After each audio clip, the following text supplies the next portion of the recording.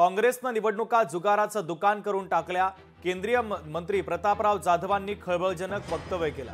मेहकर येथील सभेमध्ये बोलताना त्यांनी खळबळजनक वक्तव्य केलेलं आहे। काँग्रेसनं निवडणुका जुगाराचं दुकान करून टाकल्या असं म्हणत त्यांनी काँग्रेसवर जोरदार हल्लाबोल केला आहे।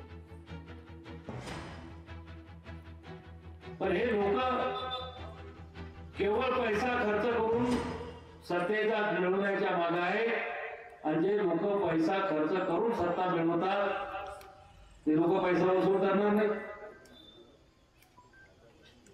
या लोकांनी काँग्रेसच्या लोकांनी तर निवडणुका म्हणजे वर्लीचं दुकान करून टाकेल। माल लगाव माल मिलेगा, 10 लगाव 100 मिलेगी। निवडणुकीत कोटी 2 कोटी 3 कोटी खर्च करायचे, 50-100 कोटी रुपये कमवायचे। अशा पद्धतीने या लोकांचं प्लॅनिंग।